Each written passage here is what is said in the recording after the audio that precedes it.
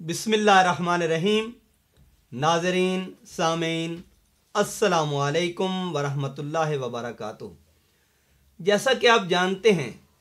कि इमाम नववी रहमतुल्लाह ताला अलैह आपकी तसनीफ़ लतीफ़ बुस्तानुल आरिफ़ीन की सीरीज़ जारी व सारी है।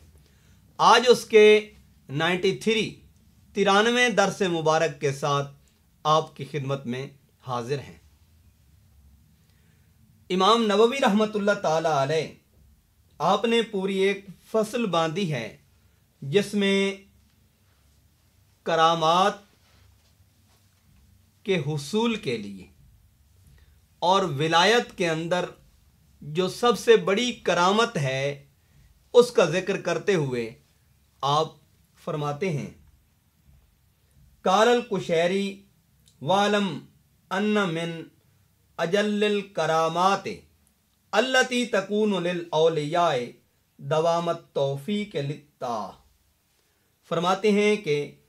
बड़ी करामात और वाज़े करामात में से एक बड़ी करामत ये है कि औलिया को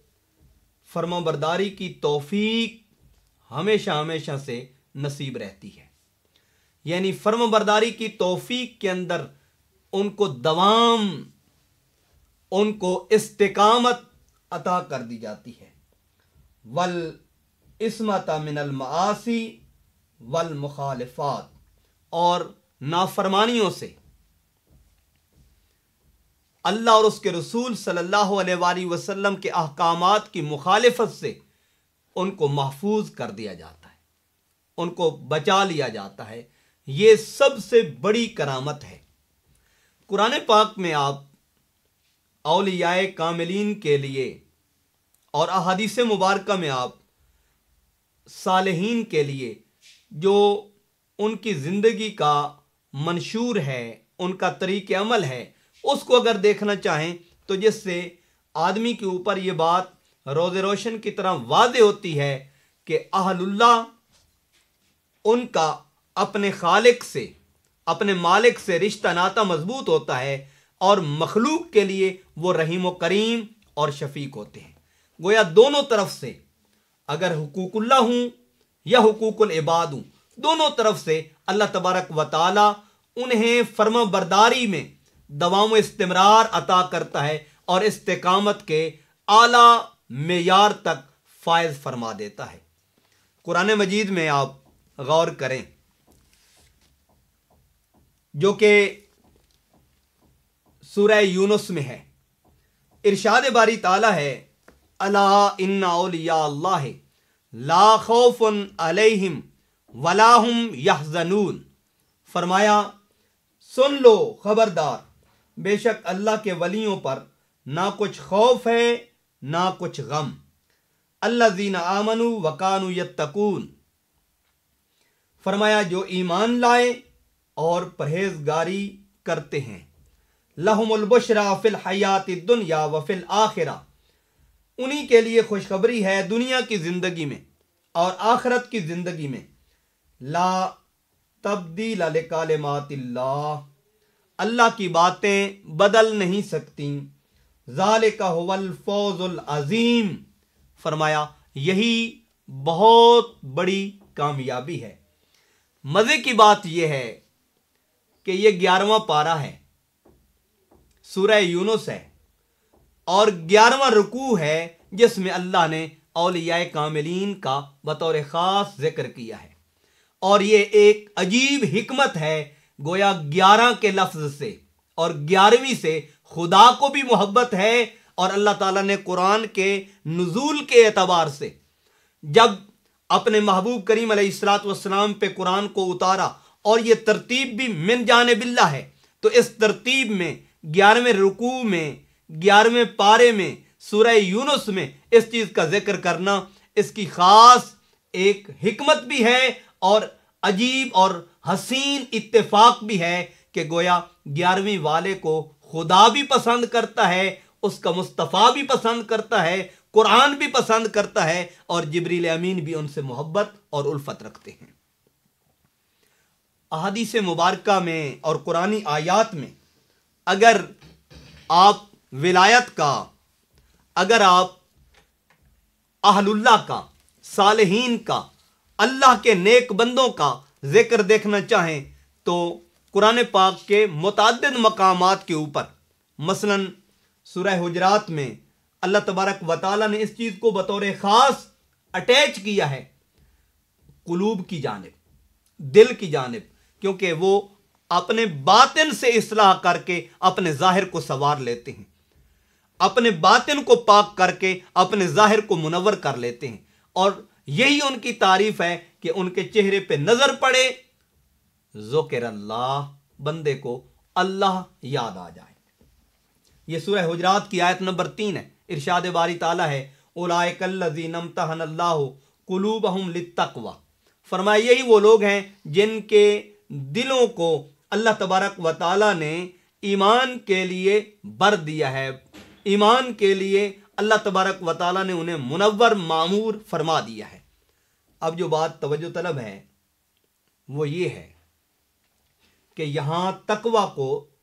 دل کے ساتھ اٹیچ کر کے ذکر کیا۔ دوسرے مقام پہ دیکھیں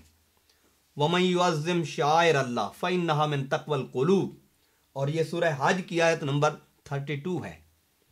فرمایا جو شاعر اللہ کی تعظیم کرتا ہے اسے دل کا تقوی نصیب ہوتا ہے۔ سورہ نحل میں دیکھیں ان اللہ مع الذین اتقوا والذین هم محسنون۔ اسی طرح سورہ حجرات کی آیت نمبر 13 کو دیکھیں ان اکرمکم عند اللہ اتقاکم، فرمایا تم میں سے عزت والا، بزرگی والا وہ ہے جو تقوی کے اندر بلند ہے۔ اب صحیح مسلم کتاب البر والصلہ، اس کے اندر غور کریں، حضرت ابو ہریرہ رضی اللہ تعالیٰ عنہ آپ سے مروی یہ روایت ہے، آپ فرماتے ہیں آقا علیہ الصلوۃ والسلام نے فرمایا لا تحاسدوا ولا تناجشوا ولا تباغضوا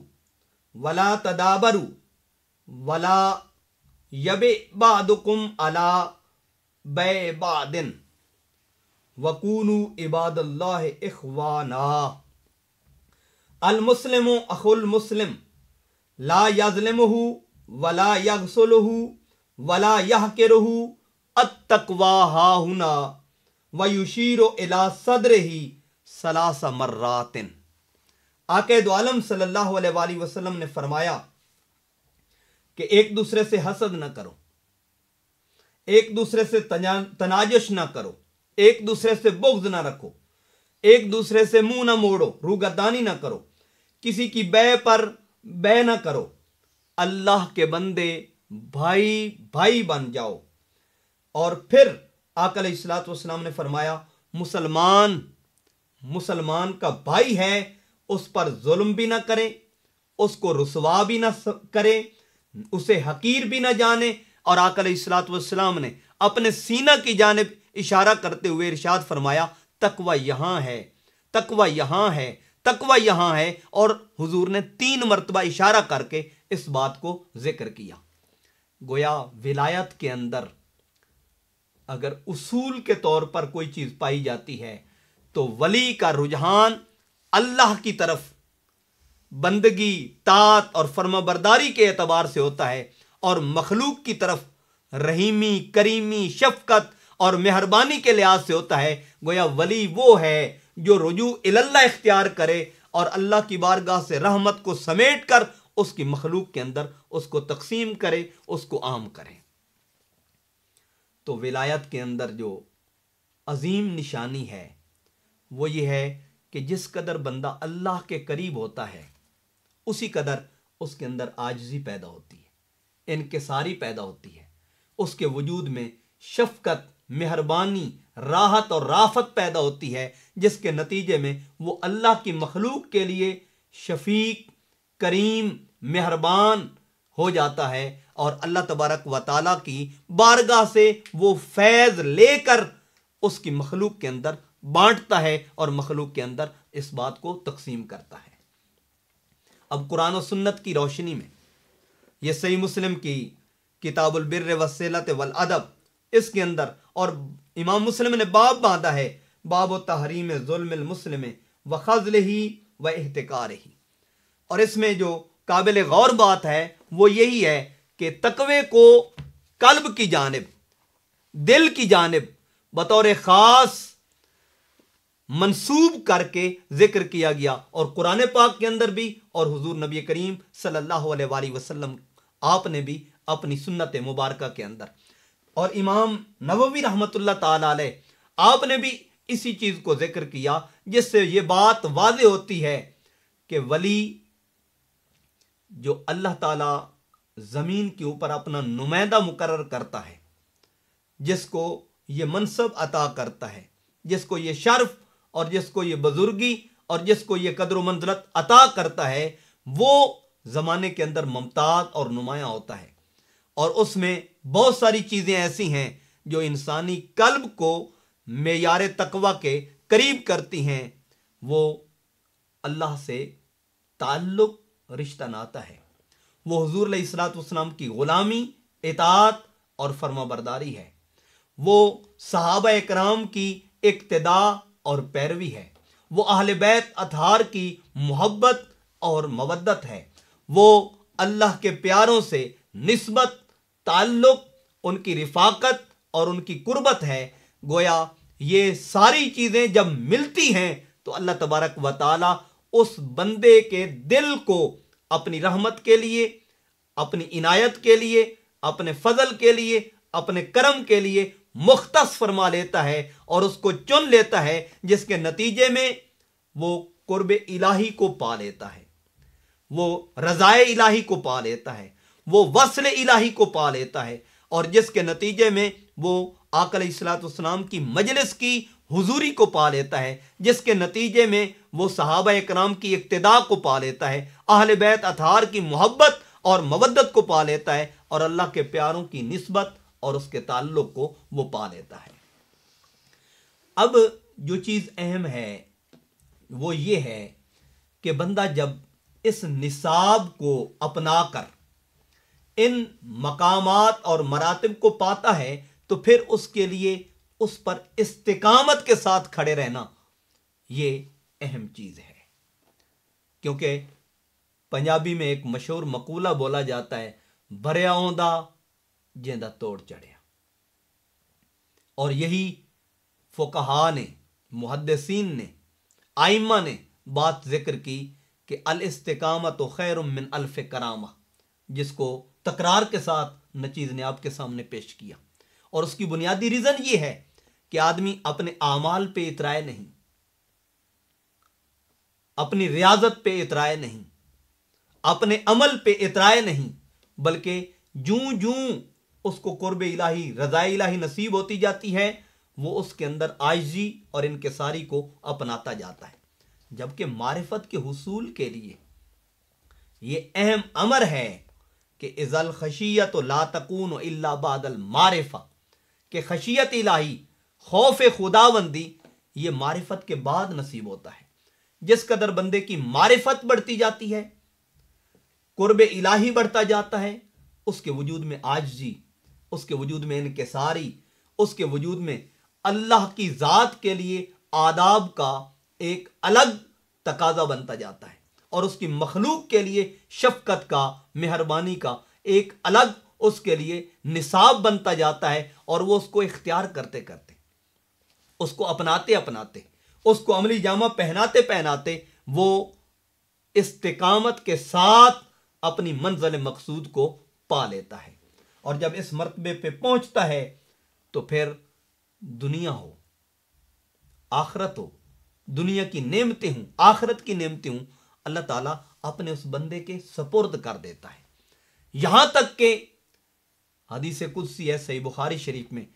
لَإِن سَأَلَنِي لَأُعْطِيَنَّهُ،